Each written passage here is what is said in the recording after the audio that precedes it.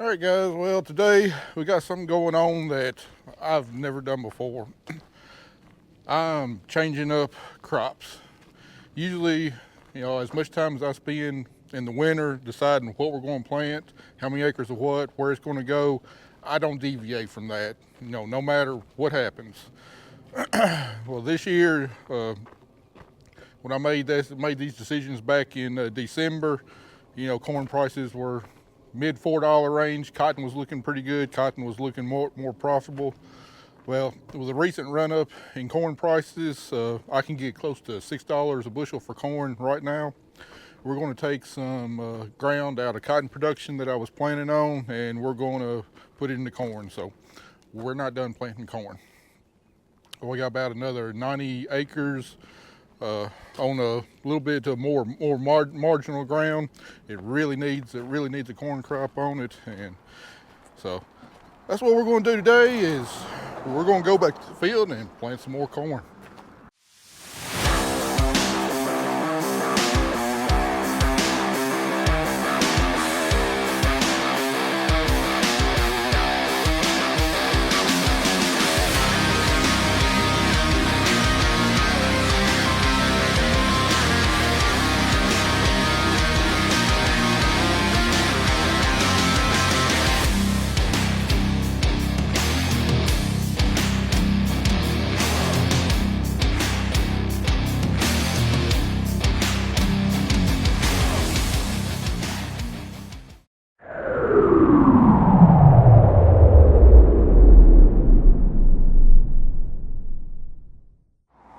We really dodged a bullet. We're supposed to have rain coming in tomorrow, and looked like we had a pretty big thunderstorm heading our way just about 30 minutes ago, but luckily it died out, and I think we're going to be able to go plant. We couldn't get started first thing this morning because I just made the decision to change up crops yesterday, and we didn't have any micronock left over from the original corn planting, so I had to order some more, have it overnighted from Texas, and it just got here a little while ago. So anyway, looks like we dodged the bullet on that rainstorm, so let's finish getting loaded up and get to the field.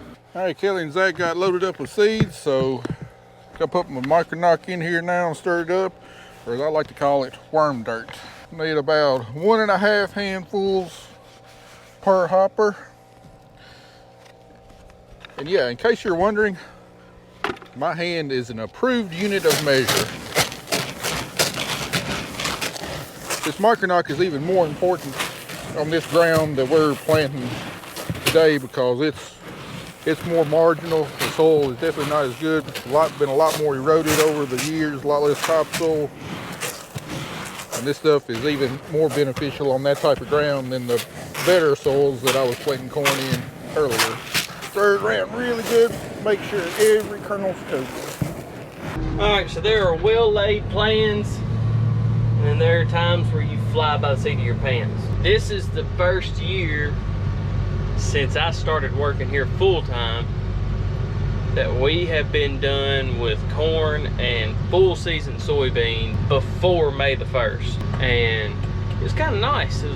We're not rushing, we're not having to scramble to clean out the sprayer 3 times in a week because we've got to hit fungicide on wheat, we've got to spray burn down, we've got to clean it back out because the corn's up just enough to where we can go in and side dress and then change it back over for burn down for cotton, and then in between there squeeze in changing the planter over, getting all the fertilizer set up, everything else in the circus. So we blew through corn and soybeans, and I was like, we're gonna have an easy 10 days. And then the plan changed because corn prices are really good right now. I got in yesterday, and Matt has decided to do another 95 acres of corn, which is cool. I'm cool with that. That gives me just a little bit more to do in the winter hauling. Now we had to change the planter back over to corn.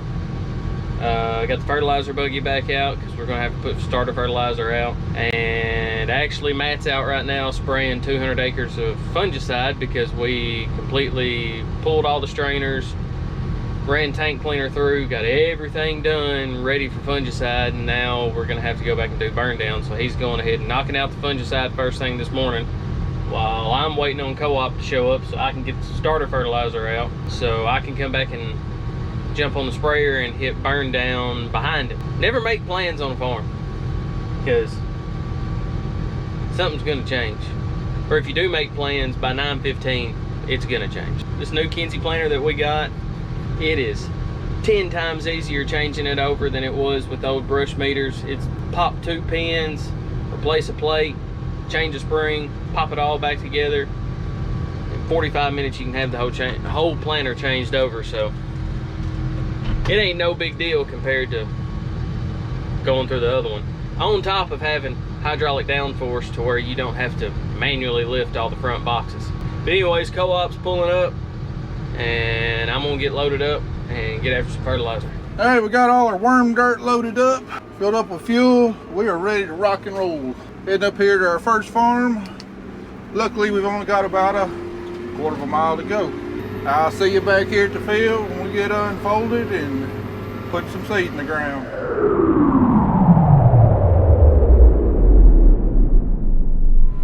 All right, we are rolling. Seed's going in the ground. We got our depth set. Everything's working on the planter like it's supposed to be. Guys, I'll just go ahead and apologize if this video seems a little disjointed or just not up to the standards of my previous videos. I tell you what, the last 36 hours have just been an absolute whirlwind. Sometimes I just don't react that well to changing plans, and a big plan like this, I mean, there's just so many details that have got to change that you've already planned for, and then all of a sudden you got to change them on the fly. There's just so many different details, and my mind is, my brain is fried right now.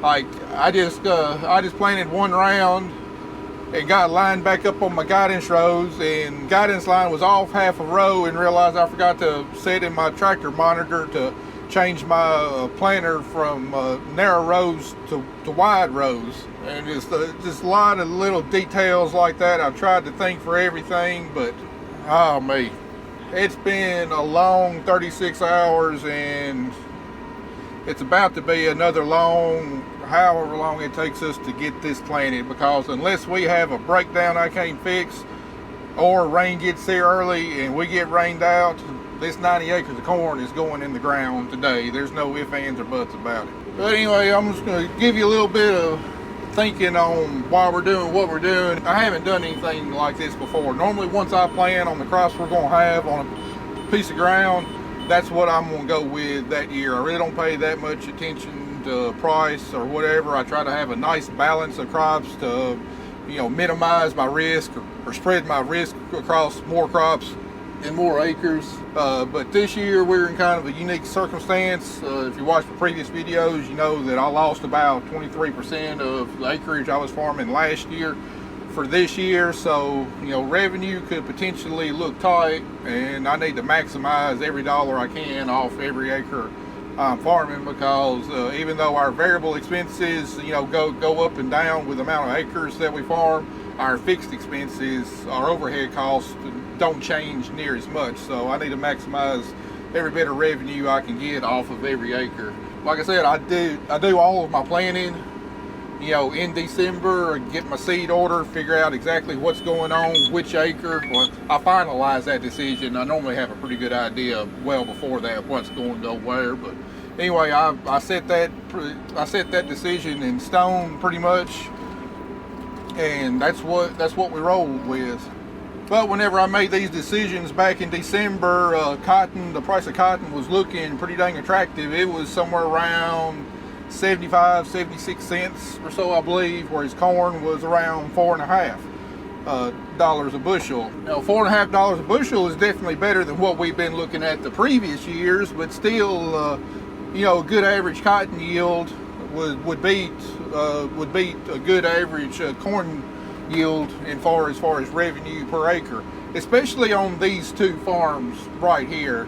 Is that these farms it's marginal hill ground. It's been highly eroded. I've worked really hard to get the soil built up, but still there's just not a whole lot of topsoil there, and it's not ideal for corn. It can make decent corn as long as you get enough rain throughout the year, but it's definitely a lot more drought prone than a lot of my better ground. So the least risky decision, looking at the prices back in December, was to put cotton on this ground, and that was the plan.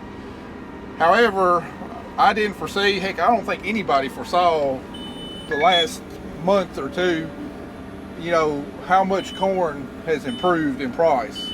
I mean, it's getting back to levels we haven't seen since 2012, and even then, in 2012, I don't think anybody had ever seen these price levels at all. So this is really only about the second time in history that corn's gotten up to where it is. And right now, I can sell corn for on December futures real close to $6 a bushel. Well, you add another $1.50 per bushel to say a projected yield of 150 bushels per acre. That's a pretty big jump in revenue per acre. Now all of a sudden, corn on this ground is definitely looking better than cotton. Now, it's not only the increase in revenue that I'm looking at. There's going to be several other benefits. For one thing, these two farms, one of them I've never had corn on it. I started farming, I think, 2015. It's never had a corn crop on it. This farm that I'm on right now, it hasn't seen a corn crop since 2016. Again, because it's marginal ground, and I've been able to put my corn in other places. In order to build the soil up, I mean, it really needs a good corn crop on it. Corn's going to add a lot of biomass, put a lot of carbon in the soil. There's going to be a lot of benefits there. But at the same time, it had to be financially feasible. Well, now it's financially feasible, so we're going to put a corn crop on here. And I mean, I'm not expecting being busting yields off these two farms, but if I can get decent yields, we'll have corn in the rotation on this farm, and it'll be set up in future years real good for cotton and other crops. Second reason decided to do this is I was going to be pretty heavy in cotton acres this year, at least compared to corn acres and full season soybean acres, just because cotton offered the greatest revenue potential behind wheat and double crop soybeans. And by taking 90 acres out of cotton production and putting the corn, I'm going to be a lot more balanced. I'll be a lot closer to 25% on my major crops. No, I'm not putting more of my eggs in one basket with cotton. Third reason, corn's going to be the first crop that we harvest. So hopefully it'll be an earlier harvest for us. This is going to be 90 more acres. We'll go ahead and get harvested in September, get a good cover crop on there, and it'll be laid by for the year. Also means that we'll get done picking cotton sooner because we got 90 less acres to pick. So we're cutting at least 2 days of cotton harvest off the schedule. And you're cutting 2 days, which is probably going to be late October, early November, marginal weather. You're wanting to get done. That 2 days could be huge. And then the fourth reason, we usually don't plant wheat until we're done picking cotton, because the majority of our wheat acres goes behind our cotton. Well, you can't plant wheat until you get the cotton harvested. So we'll get an earlier start on our wheat. And what I've seen the last few years, up until last year, all of my wheat had been mid-November planted wheat and wet soils, and we suffered on yield because of it. This year, because our cotton picker broke down, we were able to get about half our wheat acres planted there around the third week of October, which is the ideal time to plant wheat. And we got a really good looking wheat crop this year, and that's a big reason why. So we get done picking cotton 2 days sooner. That means we get started planting wheat 2 days sooner, hopefully into better conditions. We won't be in the cold, wet soils in mid-November getting our wheat planted. So by changing 90 acres from cotton into corn this year, hopefully our revenue is going to go up, but we're also setting ourselves up for hopefully an easier and earlier fall, and also setting up our 2022 wheat crop up for a potentially better scenario. So there's a lot of pluses right here.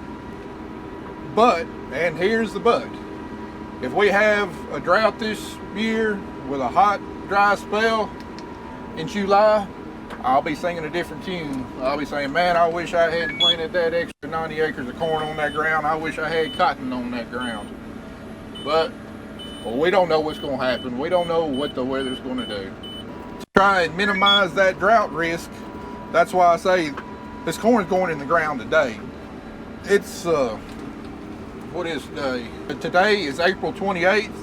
Typically, I'm well done planting corn by now, so this is definitely a little bit later corn than what I like.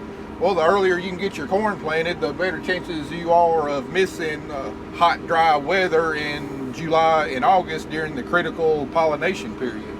So, you know, this corn is going to get off to a late start. It's not going to be a really late start. It's only going to be, I'm going to guess, maybe about 5 days behind my other corn.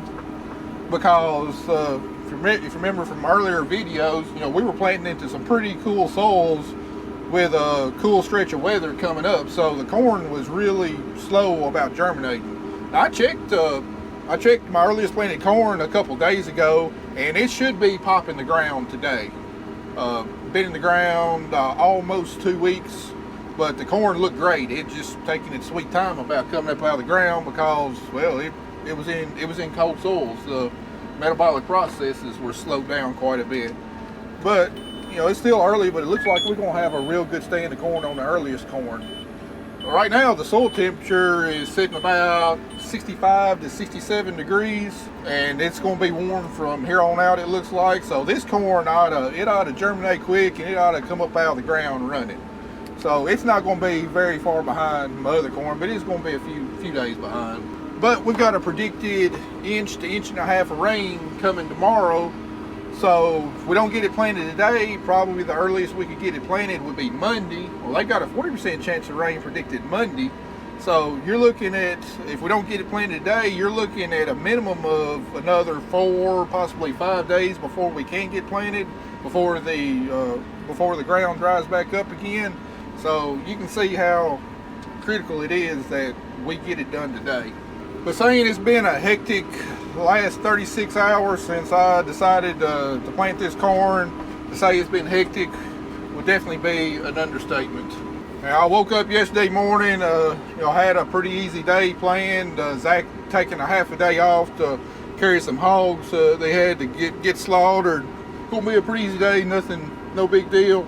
I read my Pro Farmer morning newsletter, and you know, corn had been going up here steadily the last few weeks, and yesterday they predicted it was supposed to be up another 20 cents a bushel. I need to think about finding some way to get some more corn planted, because a few weeks before, when I could get around $5 a bushel for corn, I went ahead and sold 50,000 bushels, which with the acreage that I had planned, well, it comes out to about 135 bushels an acre.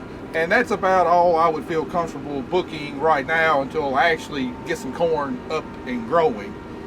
You know, otherwise, if you book more than what you can actually deliver, then you got a mess of having to buy out of your contracts potentially, just a real big mess. So you definitely don't want to oversell on the front end.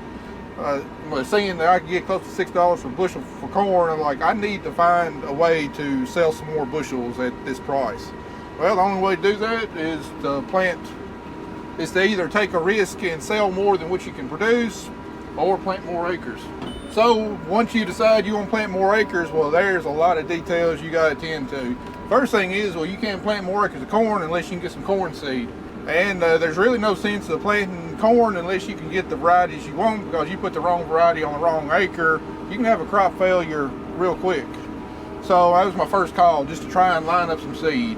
I could get some of my preferred variety for these types of farms, but I could only get about half of what I needed in that one variety. But they had another variety, it's a 1506, so one that is new to us. We got a little bit of it planted, but we really haven't seen it. But they said based on what they seen last year, it's pretty good on some stress type ground. So we finished it out with the 1506. Then my next call was to the chicken litter guy, because he hadn't spread these two farms yet. I called him up like, hey man, think about planting corn, when you plan on being back over here to spread? And he told me he could potentially get over here maybe this weekend, but most likely it would be first part of next week. So then I had to make the decision, well, I'm just going to have to do without chicken litter. If I'm going to get this corn planted, I'm just going to have to do without chicken litter on these 2 farms this year, which not that big of a deal. You know, we've been using chicken litter about 7 years on these farms, so skipping 1 year of chicken litter's not going to be that big of a deal.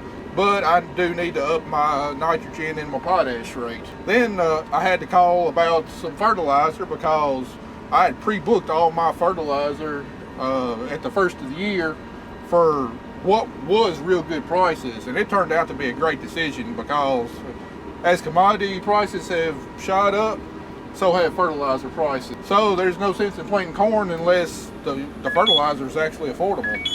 So anyway, I called and got my fertilizer lined up, the extra fertilizer I was going to need. Found out I could swing the price on that, no big deal. Got that lined up. Once I was able to secure seed and secure fertilizer, you know, then it was a race. Had to get the planter changed back over from soybeans to corn because we hadn't done that yet. We hadn't done our dirt work on this farm yet. You know, I was wanting to wait till a little bit closer to cotton planting time to get my dirt work done, just because I didn't want to fix these washes and then have a rain come and just blow them back out. So we were going to hold off on that. So I had to scramble yesterday afternoon to get all this dirt work done. So I also had to get my planting prescriptions wrote to variable rate my seed on these farms, and that was one of the most critical things because as highly variable as these hills are that I'm planting, you know, we're varying our seed population anywhere from 15,000 to 30,000 on this field, on this farm right here. So I had to get that done. I had to figure out what we were going to do about spraying our wheat for fungicide, because my plan was originally that was all we were going to do today was spray fungicide on wheat. It was getting real close to the time to spraying wheat. We got rain coming in tomorrow. That had to be done. So, but all this that I'm planting is also got to be burned down. So I had to try and figure out the sequence on how all 3 of us were going to get that done. Get the fertilizer spread, get our wheat sprayed, get our corn planted, get our corn ground burnt down. Had to figure out how that was going to happen. Had to get our micronoc ordered.